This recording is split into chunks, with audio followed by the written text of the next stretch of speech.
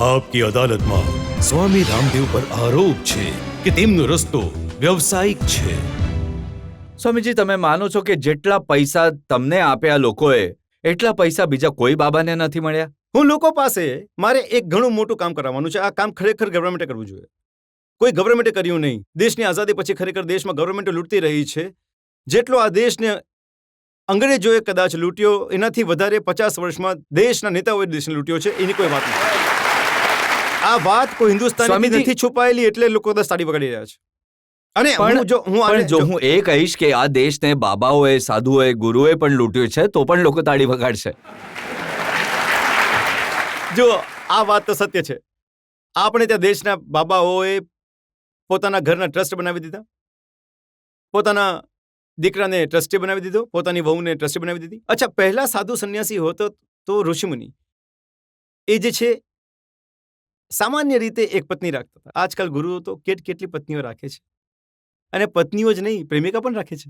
એટલે એ પણ માનવામાં આવે છે સ્વામીજી કે જેટલા પૈસા ધર્મમાં છે એટલા બીજા કોઈ બિઝનેસમાં નથી.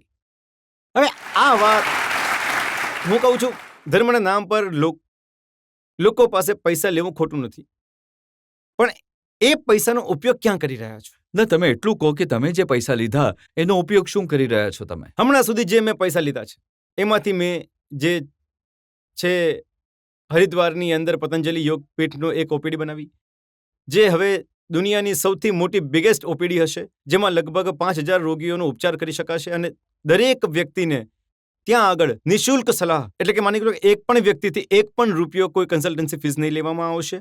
ઉલટાનું ગરીબ માણસોને ત્યાં આગળ મફત દવા હું જે છું 90% સુધીની છૂટ આપું છું, જેનાથી લોકો એનો દુરુપયોગ ન કરે. મેં જે લીધું એ એક રૂપિયાનો હિસાબ કિતાબ હું દેશના કોઈ પણ વ્યક્તિને આપી શકું છું. એક વાત. અને હમણાં લગભગ 500 વ્યક્તિ આશ્રમમાં સેવા કરે છે, 100 વૈદ્ય છે જે એક પણ રૂપિયા કોઈની પાસે સલાહ આપવાની ફીસ લેતા નથી.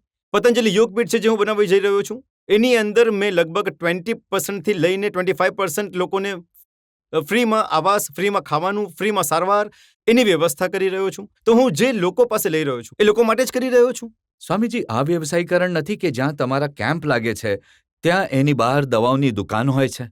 ઉપચારમાં ફર્સ્ટ પ્રાયોરિટી હું યોગને આપું છું, અને આયુર્વેદિક દવાઓનો પણ હું વધારે સમર્થક નથી, પરંતુ કેમ કે પ્રકૃતિ જોડાયેલી છે અને એના સાઈડ ઇફેક્ટ પણ નથી, એટલે હું કહું છું કે વૈદ્યને પ્રથમ પ્રાથમિકતા મારી યોગને છે, અને પછી જીવન રક્ષા માટે જે આયુર્વેદિક અપનાવવું પડે છે તો એને અપનાવી લો, એલોપેથીને પણ અપનાવવું પડે તો અપનાવી લો. મેં એક આખો પ્રોજેક્ટ બનાવ્યો છે, પતંજલિ યોગપીઠનું ઘોષણાપત્ર મેં આપ્યું છે કે હું વિરોધી એલોપેથીનો પણ નથી.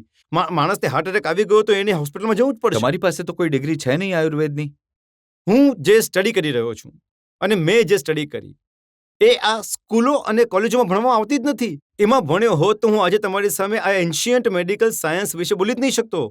હું કહું છું કે એન્શિયન્ટ મેડિકલ સાયન્સમાં ફિઝિકલ બોડી ઉપર પણ રિસર્ચ થાય છે, અને ફિઝિકલ બોડીનું પણ મને નોલેજ છે. પૂછી શકે મને કોઈ પણ જે ડોક્ટર હશે, જે દવા આપશે, એની પાસે કોઈને કોઈ ડિગ્રી તો હોવી જોઈએ. જુઓ, મારી પાસે ડિગ્રી છે. આપણી ઋષિઓમાં પરંપરા ગુરુકુળ ચાલે છે. આપણે ગુરુકુળ સંસ્કૃતિ જો આજે જેવી જ છે, એ પરંપરાથી મેં અધ્યયન કર્યું, અને એ પરંપરાથી અધ્યયન કરીને મેં વેદાચાર્ય, આયુર્વેદાચાર્ય, દર્શનાચાર્ય, જે આપણી પરંપરા હતી, એ પરંપરા હવે તમે જો ભારતીય પરંપરાને જો અસ્વીકાર કરો છો તો કદાચ આ ક્વેશ્ચન તમે મને પૂછી શકો છો. અને જુઓ, હું આજે પણ તમને કહી રહ્યો છું, આ જે છે કબીરની ઉપર પીએચડી થાય છે, તુલસીદાસની ઉપર લોકો પીએચડી કરે છે, મહર્ષિ ચક્ર અને સુશ્રુત પર પીએચડી કરે છે. હું તમને બતાવી દઈશ કે થોડા દિવસો પછી સ્વામી રામદેવ ઉપર પણ લોકો પીએચડી કરશે.